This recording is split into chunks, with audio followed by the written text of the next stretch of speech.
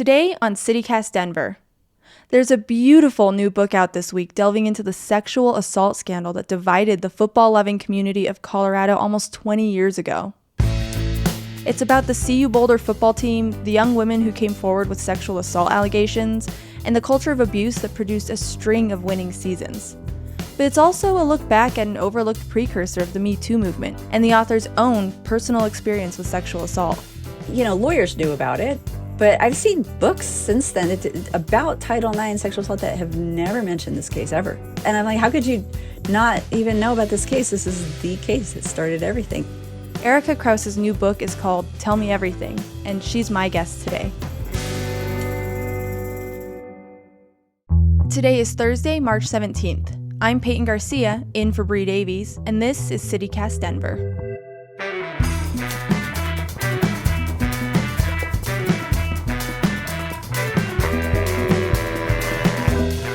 Okay, but we can get into it. And Okay. I'm saying it right, Krause, right? Erica Krause? Yeah, okay. Erica Krause. Yeah. Okay. It's hard to say. It's like, Okay, we can get into it. Erica Krause, welcome to CityCast Denver.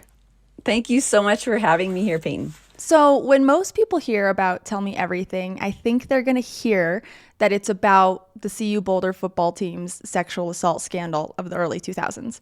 But you never actually name the university you're talking about or the city that you're talking about in your book.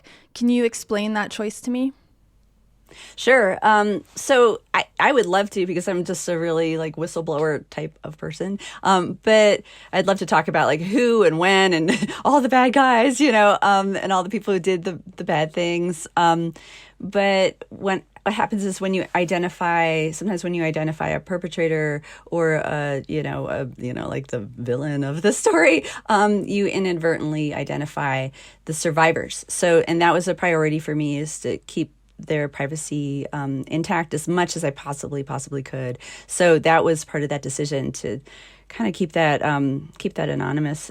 People do their own sleuthing, of course, and the internet exists. So there's only so much that you can do. But I tried my best to sort of to keep those things out of the book. Yeah. So we'll just say it's an unnamed Division I university in a foothills town near a very specific rock formation. Right. And we'll leave it at that. Right. We'll let the listeners decide what we're talking about. Exactly. Let's set the scene a little bit better for listeners, because this isn't straightforward reporting. It's part memoir. So can you tell us a little bit about how you became part of the investigation and part of the story here? Sure.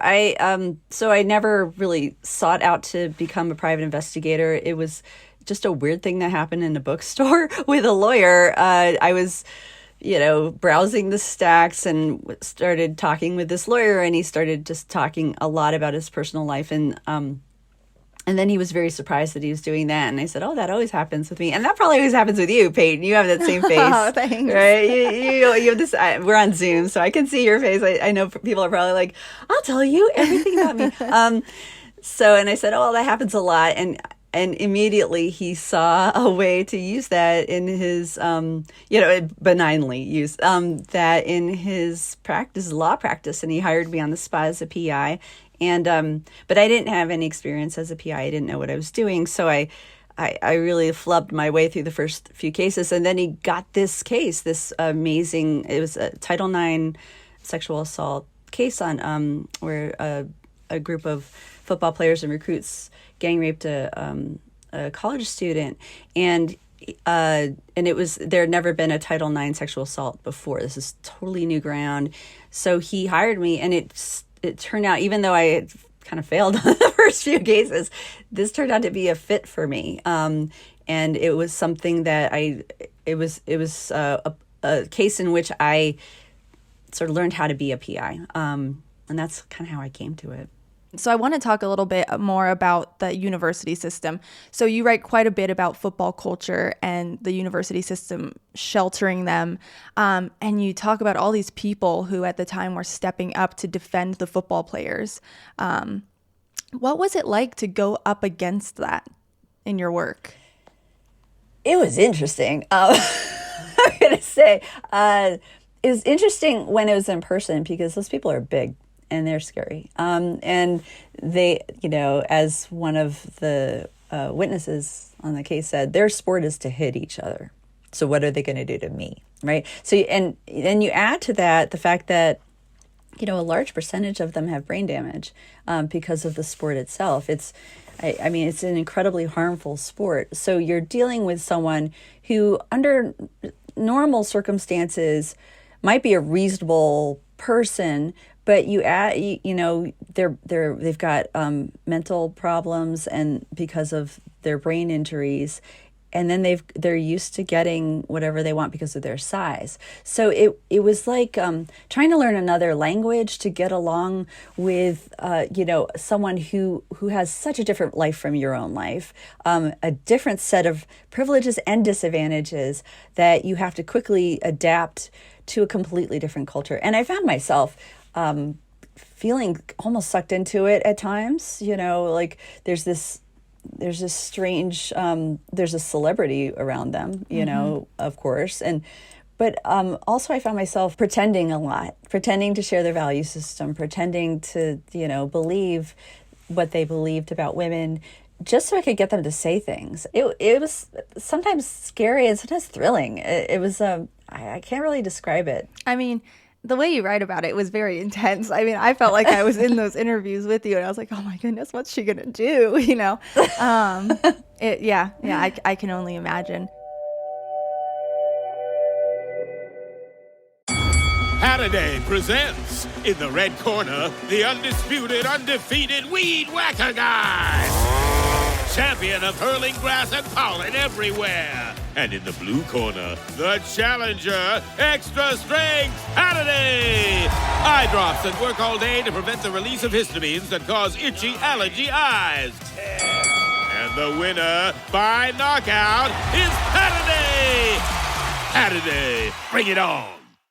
So your book, it tells two stories side by side. One is the allegations against the football players, and then two, it's your own story about surviving sexual assault. And you're very candid in the book. And reading that, the two stories, they kind of build on each other. They're very much entwined. Do you think you could have written this book without that personal piece of it? I wanted to. I tried to. That was what I wanted to do. I really didn't want to talk about myself. I'm a fiction writer I've written 2 books of fiction before this, so it's not like I don't write about myself, But I realized that I was just being a coward, really, because I was writing about these exceptional women who, at physical danger to themselves, at great emotional risk, and it turned out financial risk too to themselves, they were coming forward and they were talking about what happened to them. And so I couldn't do that for myself, but I'm going to write about them. Who would I be to do that, right? So I realized that I really had to show that this was really my story too, in a different way. Or I wouldn't have the integrity to write about the people I was writing about. Wow. Yeah, that's beautiful. Well, I mean, I just have to say, reading the book, coward is the last word that would come to my mind for you. You write so beautifully, and I really did feel like the two storylines were so interconnected in a really tragically beautiful way. Oh, thank you. I really appreciate that. With that inclusion, what do you hope that readers take away from your personal story? When you grow up in those kinds of situations and with those kinds of traumas and tragedies, it's really easy to feel like you're the only person in the world who's going through that or who has gone through that. And as you grow older, the world doesn't really contradict that. But I kept thinking, I can't be the only one in the world who's been through this. I really can't. It's statistically impossible. And I kind of hope that maybe somebody else will feel less alone, or they'll feel like, oh, I had a experience that was nothing like that, but I still feel those feelings. I still have the same feelings that you had, And, well, I have a real aversion to reading like the scenes of abuse, so I didn't write those. I really wanted the book to be safe to read, But I am very interested in coping and how people cope with abuse, how people cope with trauma, how they cope with their past. I think that's really interesting. I think that's something we all have to do, even if what you're coping with are world events like we're dealing with now, right? Or, the pandemic. I think we have a greater understanding of all the ways that things can feel or be traumatic to us and have long-term effects, even if it's not, getting knifed in an alley or being sexually assaulted. It was shocking because that was really only 20 years ago, and those issues and themes are so common in conversation today. But it wasn't the case 20 years ago when the scandal was playing out. So what surprised you about looking back at the story post the Me Too movement? It's very different now in really good ways. I mean, the same things are happening. Let's face it, like football teams in colleges are geared toward winning, and whatever it takes, right, is often the mentality, especially in certain states. So not a lot has changed in certain practices, but what has changed is the eye on it, the understanding of it. Before this case, there wasn't really the understanding that a school's responsible for what their team does. It was like, well, those are individual criminals. Those are individual people who committed those crimes. And are they really crimes? There's this sort of attitude like, well, is this really what happened? Or can we even believe these women? Or maybe they just want to be with a football player and they get upset afterwards at their own behavior or something like that, was the attitude I kept coming across. But definitely since Me Too, there's been a movement really toward believing women, right? And because it really sucks to come forward. It's not like, I'm going to do this for attention. It's awesome. I'm going to just revel in this wonderful attention that people are going to give me, along with their death threats and their shaming talk. So I think there's just a much better understanding now. So what's ending up happening is on the back end, there's better enforcement of the law. On the back end, people are feeling a little braver to come forward. I believe, I hope, since this case and all the subsequent sexual assault Title IX cases. Because it's no longer this new ground. It's no longer this it's your fault, you shouldn't have been there in the first place, right, kind of idea. So the case, at the end, no one was charged. No one really got punished. It seemed like nothing really happened except the girls who stepped forward, their lives got turned upside down. So what were you hoping for in writing this book now? Well, some things did change. Well, a lot of things did change, actually. Law changed, right? The NCAA, they had to change rules. They changed their rules. That university changed their policies, and they actually became a front runner of like Title IX enforcement. That university actually set a lot of standards now because they had to. As part of the settlement, they had to change their policies. So it was very, very important to the plaintiffs that the university change what they do. So they changed what they did, and it improved them vastly. For example, the fact that there are Title IX coordinators at schools, that didn't happen before. So if there is a violation, a student or a faculty member or anyone can go and rectify it, and it's the fact that this is a federal law is backed up in reality now. So it set a precedent for the law. And I know that feel like if you're not a lawyer, you're like, whatever. But really it did enable all those other cases to happen. So, the plaintiffs, their lives were turned upside down. But, I have to think that they feel proud of what they accomplished. If I were them, I would feel incredible. I feel like, well, that's a huge contribution I made to women, really, and to society. What I hope the book will do, honestly, is shine a light on this case. This case was amazing. It changed everything in the field of sexual assault. And this case really didn't, lawyers knew about it, But I've seen books since then about Title IX sexual assault that have never mentioned this case ever. So, and I'm like, how could you not even know about this case? This is the case that started everything. And from then, everything changed. So I really wanted people to know about it, and what these people accomplished, what these women did to change life for the rest of us. What do you think the impact or maybe legacy of this has been locally for Colorado, for that community? Well, I think they were, the team and the state, they were in such a spotlight for a long time in a negative way.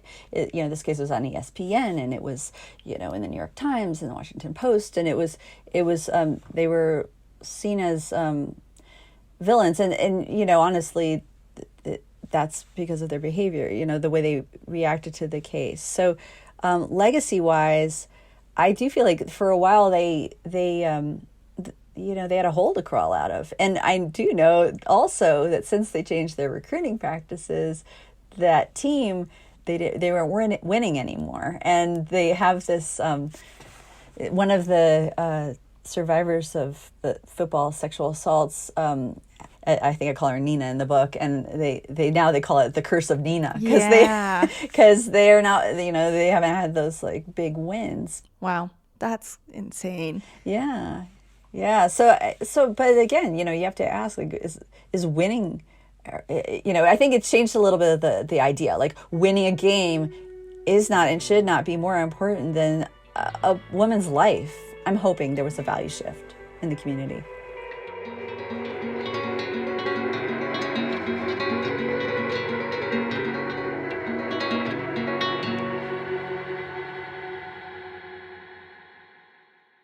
Well, Erica Krause, thanks so much for joining me on CityCast Denver.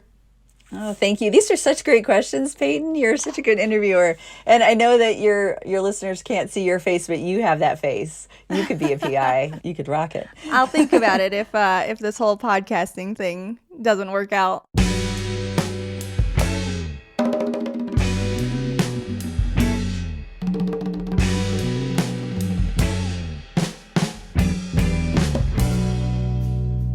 And here's what else is happening in Denver today. We've been talking about restaurants all week because, duh, it's Denver Restaurant Week. And I'm thrilled to report that the James Beard Foundation has narrowed down its list of finalists for Best Chef of the Mountain Region. And all 5 finalists are from Denver and Boulder. How cool is that? The winner will be announced in early June. And finally, happy St. Patrick's Day. Many Denverites celebrated last weekend at the parade downtown, but there's plenty more to do today and all weekend. I'll be recommending some events in today's CityCast Denver newsletter, and I'll drop that link in the show notes. That's all for today here on CityCast Denver. If you enjoyed the show, write up a review about it wherever you listen to podcasts, and rate us 5 stars. Extra points if you mention your favorite Denver donut joint in there. We're still collecting recs for our next local food battle, so text us your favorite or leave us a voicemail at 720-500-5418. We'll be back tomorrow morning with more news from around the city. Bye!